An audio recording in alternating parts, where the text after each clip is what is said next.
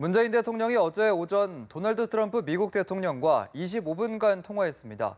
두 정상은 끊임없이 도발하는 북한을 엄중히 규탄했는데요. 굳건한 한미 공조를 토대로 국제사회와 협력해 북핵 문제를 해결하기로 의견을 모았습니다. 보도에 고일환 기자입니다. 문재인 대통령이 도널드 트럼프 미국 대통령과 통화했습니다. 북한이 도발할수록 몰락의 길로 들어설 것이라는 강력한 경고 메시지가 나왔습니다. 도발을 계속할수록 더욱 강화된 외교적 고립과 경제적 압박을 받게 되어 몰락의 길로 들어서게 될 것임을 깨닫도록 더욱 강력하고 실효적인 제재와 압박을 가해 나가기로 하였습니다. 이를 위해 두 정상은 대북 제재 결의 2375호를 포함한 안보리 결의를 더 철저히 이행키로 의견을 모았습니다. 유엔 총회에서도 추가적인 협력 방안이 논의될 예정입니다.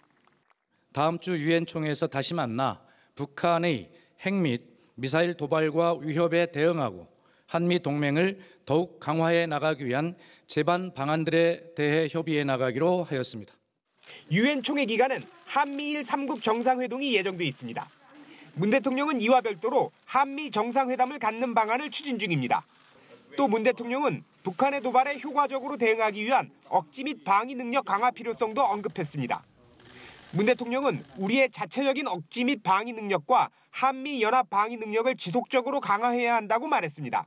그러면서 최근 미사일 지침 개정과 첨단 무기 보강에 협조한 트럼프 대통령에게 사의를 표했습니다.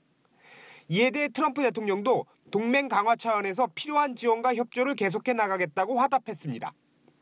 문 대통령 취임 이후 5번째인 두 정상의 통화는 트럼프 대통령의 요청으로 이루어졌습니다. 연합뉴스TV 고일환입니다.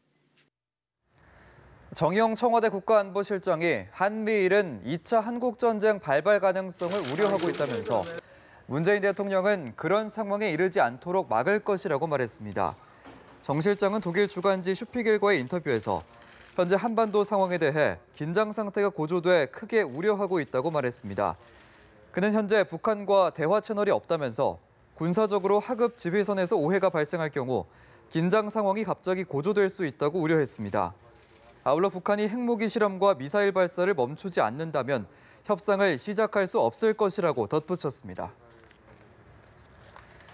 북한이 중거리 탄도미사일 화성 12형의 전력화를 선언한 건 탄도미사일 기술이 비약적으로 발전했다는 방증으로 평가됩니다. 이 같은 기술 발전에는 지난 3월 시험에 성공한 3.18 혁명 엔진이 중요한 역할을 했다는 분석이 나오고 있습니다. 정인용 기자의 보도입니다.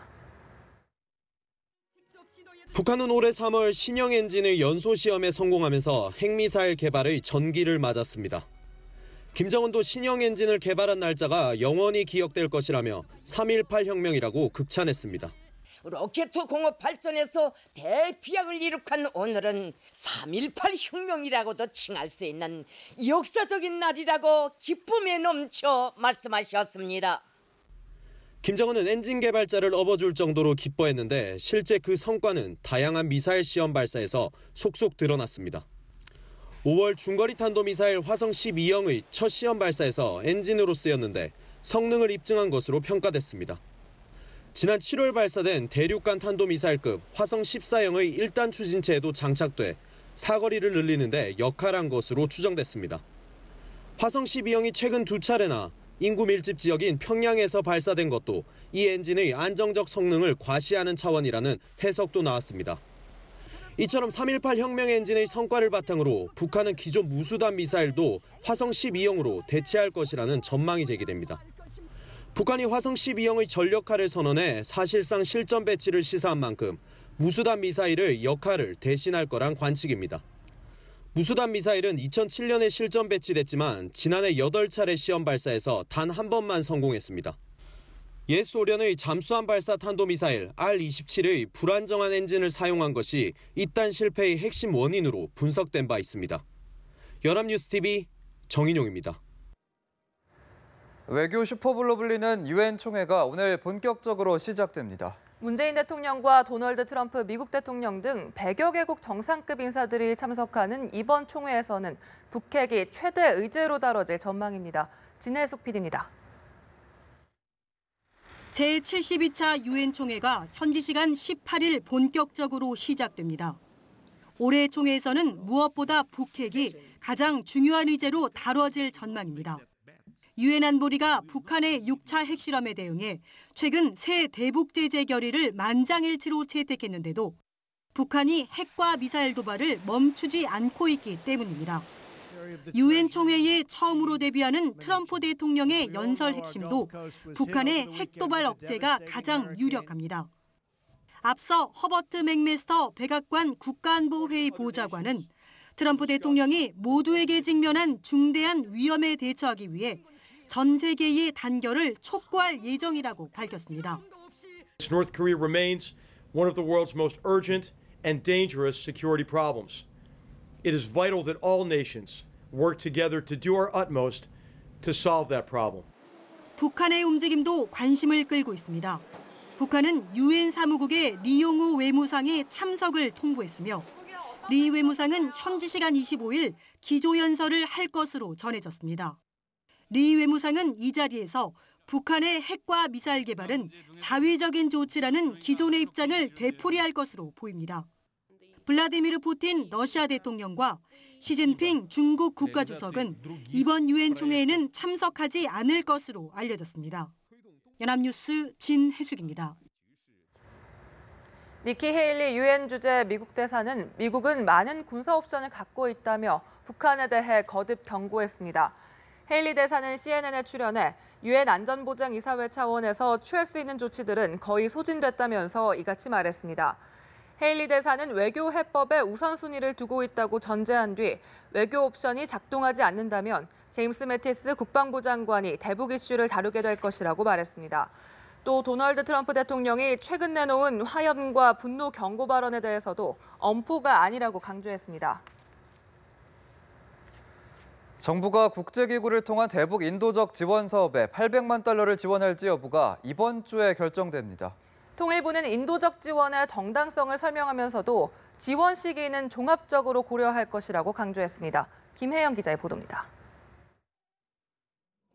정부가 국제기구를 통한 북한 영유아 임산부 지원 방침을 오는 21일 남북교류협력 추진협의회에서 확정합니다. 협의회에서 원안대로 결정된다면 정부는 유니세프와 유엔 세계 식량계획의 대북 지원 사업에 800만 달러를 지원합니다. 통일부는 지원의 시급성을 설명하는 자료를 배포하고 지원 방침의 정당성을 거듭 강조했습니다. 시기 적절성 논란에 대해 시점에 대한 고민은 있었다면서도 정치 상황과 무관한 지원 방침을 재확인했습니다. 국제기구가 자금 부족으로 대북 지원 사업을 축소해온 상황에서 인도적 측면의 시급성을 고려했다고 말했습니다. 5세 미만 아동의 사망률이 1000명당 25명으로 남한보다 8배가 높은 통계치를 들면서 취약계층의 열악한 상황도 설명했습니다. 이 같은 실태에 미국과 프랑스 등 안보리 상임이사국들도 국제기구를 통한 지원을 계속해오고 있다고 덧붙였습니다. 특히 안보리 결의도 북한 주민의 절반 이상이 식량 부족 상태라는 데 우려를 표했다며 제재 결의를 훼손하지 않는다고 했습니다. 이처럼 통일부가 정당성을 거듭 강조했지만 대북 인도 지원에 대한 논란은 쉽게 가라앉지 않을 전망입니다. 지원 방침을 발표한 시점이 안보리 결의 채택 이틀 만이었고 발표 다음 날에는 북한이 중거리 탄도미사일 화성 12형을 발사했습니다. 아베 신조 일본 총리가 직접 지원 시점에 문제를 제기하고 미 국무부도 언론 질의에 한국 정부에 문의하라고 답하는 등 우회적인 불만을 표출하는 상황입니다.